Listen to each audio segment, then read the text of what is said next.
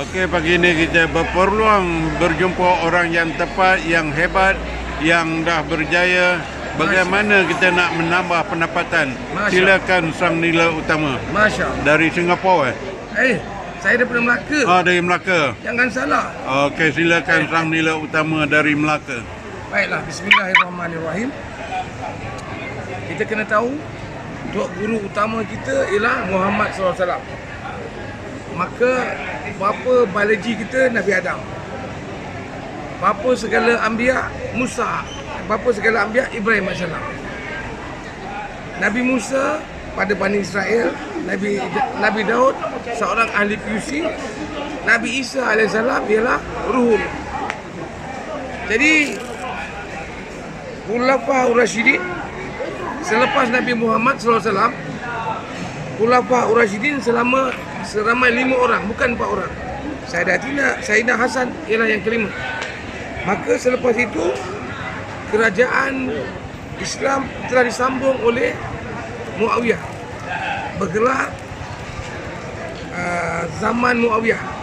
Penulis utama Rasulullah telah membimbing, mengepalai kerajaan Umayyah selama hampir 100 tahun dengan 9 Amirul Mukminin. Kemudian disambung oleh Abbasiyah.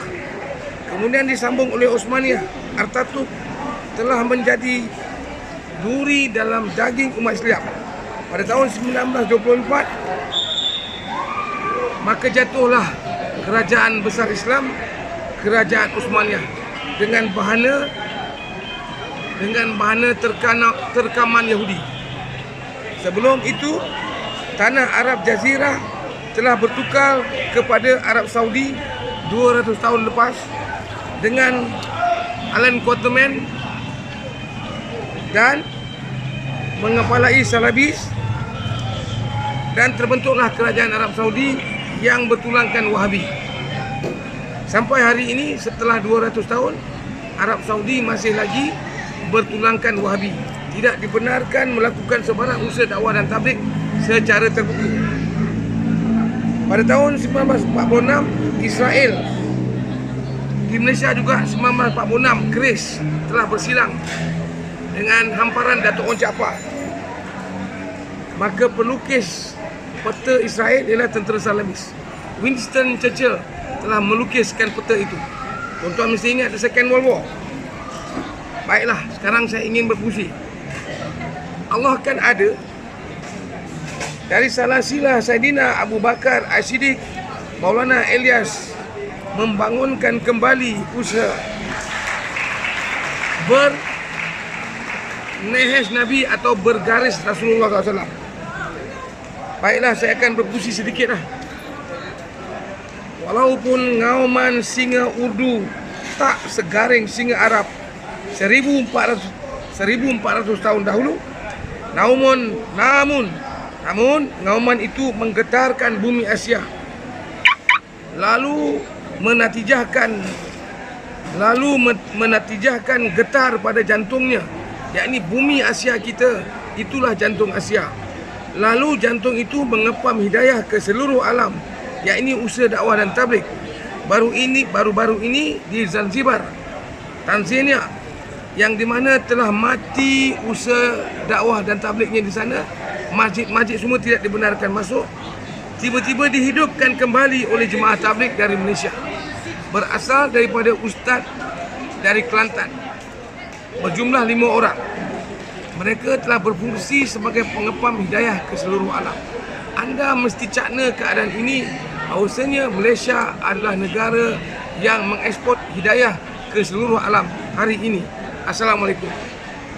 Siap.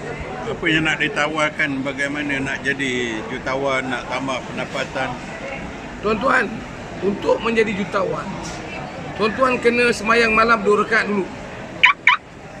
Kemudian apabila siang, tuan paculah alam ini. Dengan syarat tuan-tuan mesti merealisasikan apa itu Islam.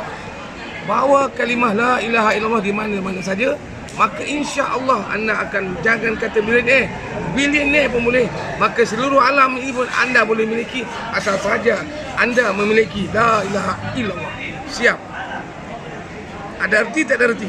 Bablas. Setakat ni dah berapa ramai jadi jutawan, berapa ramai jadi bilioner. Masya Allah, ini soalan yang bagus. Setakat ini saya sendiri tak pernah jadi jutawan. Saya sendiri, kenderaan saya yang tu basikal warna oranye tu.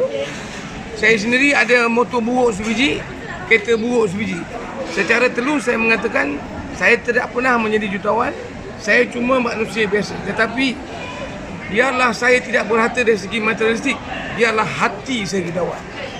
Yang penting hati jutawan. Assalamualaikum. Terima kasih. Ada lagi soalan tuan? Bagaimana nak jadi jutawan yang tuan cakap ni? Oh, yang saya cakap Takkan mengenai solat saja jadi jutawan. kalau nak jadi jutawan mengenai materialistik, anda kenalah rajin. Anda jangan menyusahkan orang lain. Anda kena berniaga dengan cara Nabi Muhammad SAW. Sebenarnya Nabi Muhammad SAW adalah jutawan. Habis semua harta baginda, harta Sayyidatina Khadijah dihamburkan untuk Allah Ta'ala. Kalau anda nak berniaga, tanya Rasulullah. Rasulullah tahu cara berniaga yang benar, lagi tidak memijak kepala orang lain. Apa yang tuan berniaga selama ni? Selama ini saya berniaga la ilaha illallah. Saya membawa kalimah la ilaha illallah ke mana saya saja pergi. Dan apa yang saya berniaga, kalau tentang perniagaan materi, tak ada. Saya akan cuba meniaga tong gas. Saya nak jual tong gas dan edarkan tong gas. InsyaAllah dengan berkat rezeki tong gas tu daripada 10 tong boleh jadi 1000 tong. Setiap satu mesti ada awal dia. Jadi saya akan cuba menjadi pengusaha tong gas untuk berentap dengan Haji Azmi di Kampung Padan ini. Sahabat saya Angah, anak menantu dia. Itulah jalan yang saya nak ceritakan buat masa ni. Boleh tuan?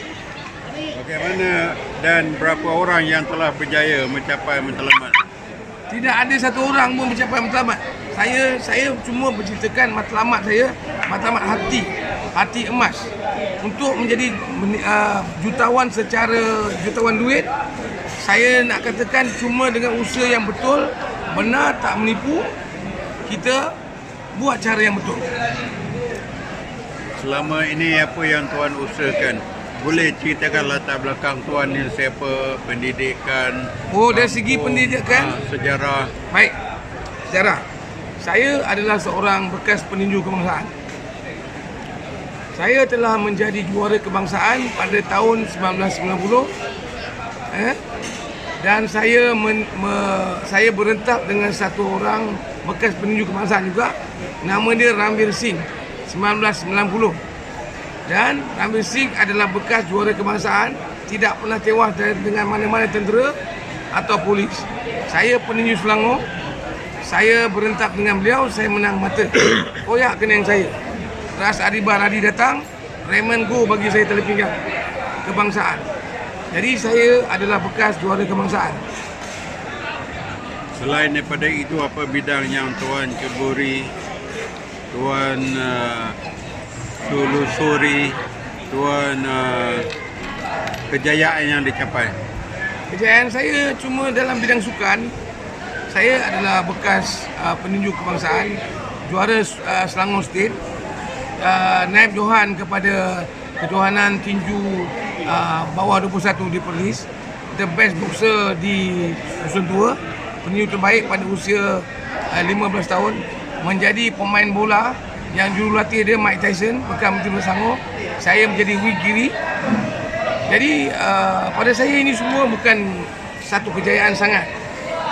Yang pada saya, kejayaan saya ialah apabila saya berjaya mendapatkan kerja daripada Allah Ta'ala. Apa dia kerja dia? Kerja menyebarkan agama Allah Ta'ala. Itulah kejayaan saya yang sebenar. Apa yang tuan laksanakan selama ini untuk mencapai impian?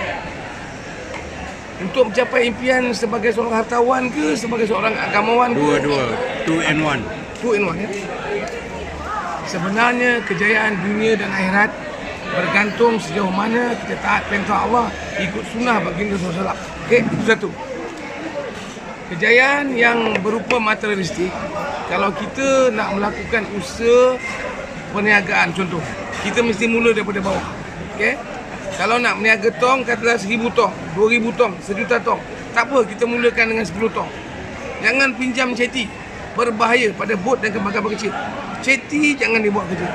Pakai duit sendiri. beli 10 tong, pakai motor biasa, mula daripada bawah. Dan itu saya akan buat di masa terdekat ini. Apa nasihat Tuan kepada kawan-kawan di luar sana? Nasihat saya, nombor satu sekali kita kena pegang kalimah yang Nabi Muhammad telah perturunkan pada kita. Kalimah ini kita kena pegang bahawasanya tak ada benda yang lebih baik daripada kerja mengajak manusia kepada Allah Ta'ala. Jadi kita kena pegang kalimah ini sepegang-pegangnya, peganglah dengan gigi geraham. Jadi tak ada benda yang lebih berjaya daripada kerja mengajak manusia kepada Allah Ta'ala. Kalau kita nak berjaya dunia, kita buat satu kerja yang mengajak manusia kepada Allah Ta'ala. Dunia dan akhirat lah. Kalau dunia, kita usahakanlah macam saya cakap tadi. Nak menaik emas ke, nak menaik tembaga ke, nak jadi ahli politik kan. Asal jangan pijak kepala orang lain.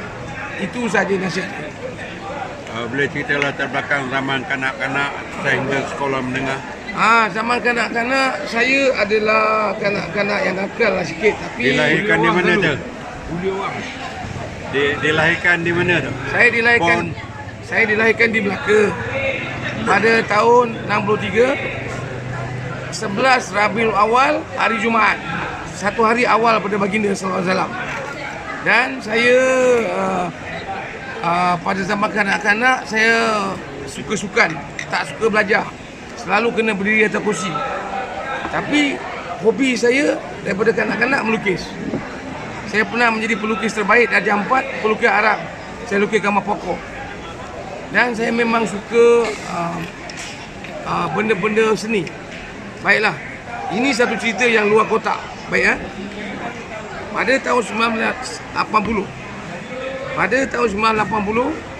USSR telah masuk ke Afghanistan.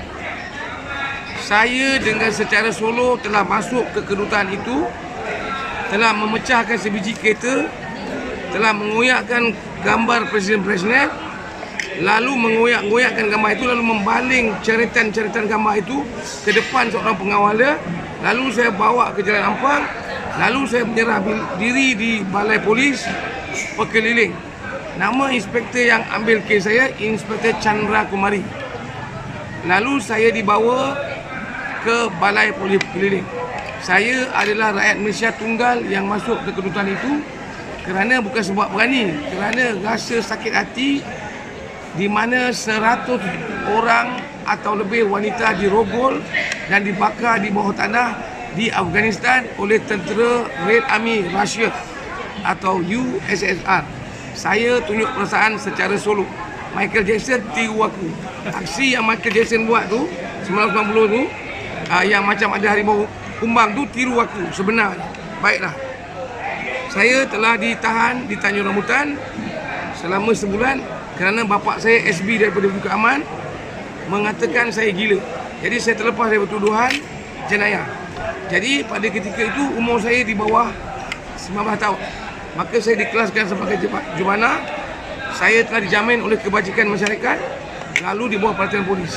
Lalu settle saya. Kes settle. Dan inilah satu-satunya benda yang saya pelik yang saya buat.